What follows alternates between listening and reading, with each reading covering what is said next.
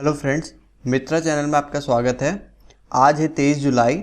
तो 23 जुलाई के current affairs हम डिस्कस करेंगे और ये सारे करंट अफेयर्स बैंकिंग और एसएससी के और रेलवे से रिलेटेड एग्ज़ाम्स में यूज़फुल रहेंगे।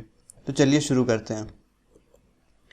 सबसे पहला है कि करूर वायस्या बैंक के एमडी और सीईओ किसको अपॉइंट किया गया है।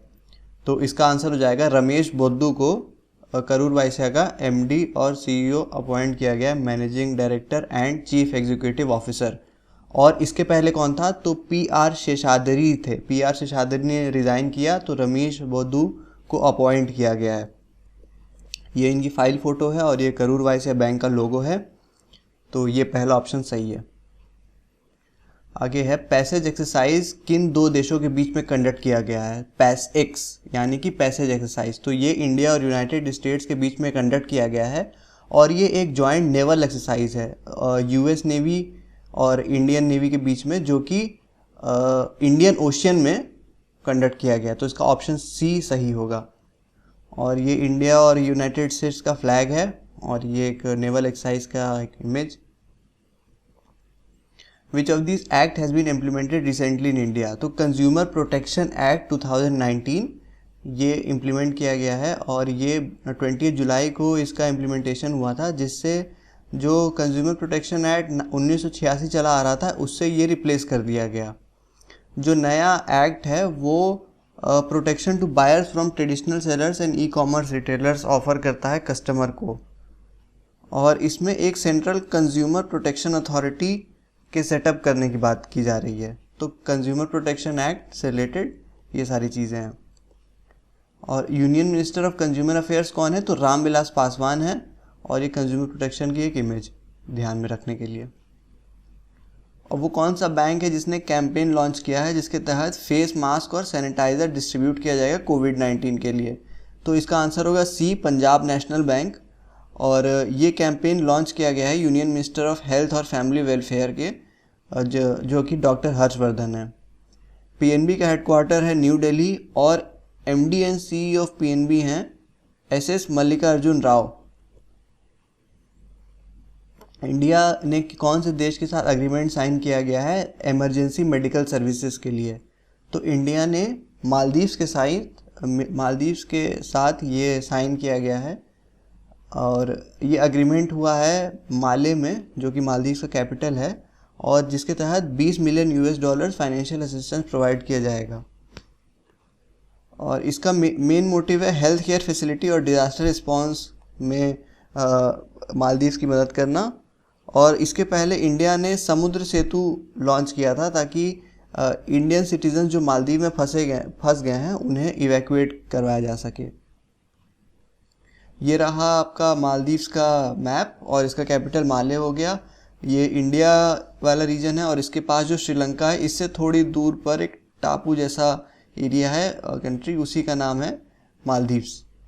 और मालदीव्स की करेंसी है मालदीवियन रुपया।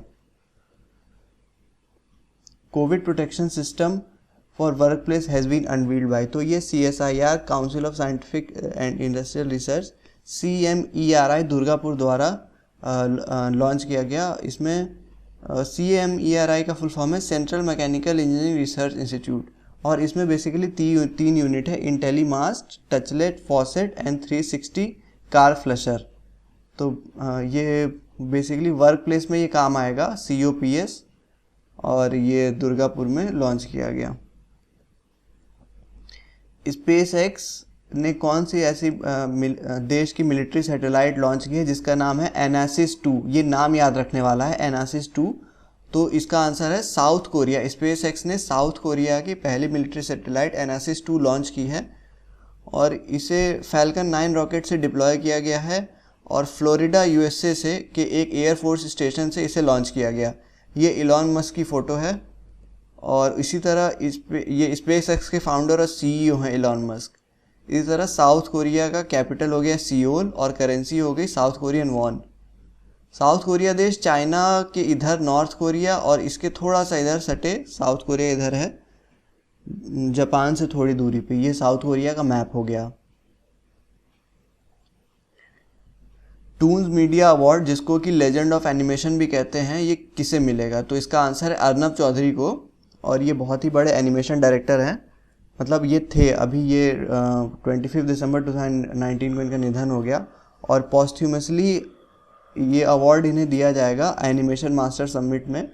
और पॉस्ट्यूमसली का अर्थ होता है कि जब किसी का देहांत हो गया हो तो उसके बाद अगर किसी को जैसे अवार्ड देते हैं तो उसे पॉस्ट्यूमसली कहते हैं। इन्होंने एक मूवी बनाई थी अर्जुन द वॉरियर प्रिंस, जो कि ऑस्कर में गई थी। तो अर्नब चौधरी को टून्स मीडिया अवार्ड से सम्मानित किया जाएगा। इंडियन एयरफोर्स कमांडर्स कॉन्फ्रेंस कहाँ हुआ है? तो ये न्यू दिल्ली में शुरू हुआ है, और डिफेंस मिनिस्टर राजनाथ सिंह ने इसका इनॉग्रेशन किया है। कहाँ किया है? तो वायु भवन न्यू दिल्ली में। इसकी थीम याद रखने वाली, थीम आती है अक्सर खास करके बैंकिंग एग्जाम्स में अक्सर पूछ ली जाती है, IAF in the next decade. तो IAF in the next decade मतलब कि इसका अर्थ हुआ अगले दशक में इंडियन एयरफोर्स। तो इसकी ये थीम हो गई, ये इंपॉर्टेंट है। और एयर चीफ मार्शल हो गए RKS भदौरिया। ये एक फ़ोटो है जो इनॉग्रेशन के दौरान जो मीटिंग थी उसका फ़ोटो लिया गया है, उसी की एक फ़ोटो है ये। और यहाँ राजनाथ सिंह है, डिफेंस मिनिस्टर।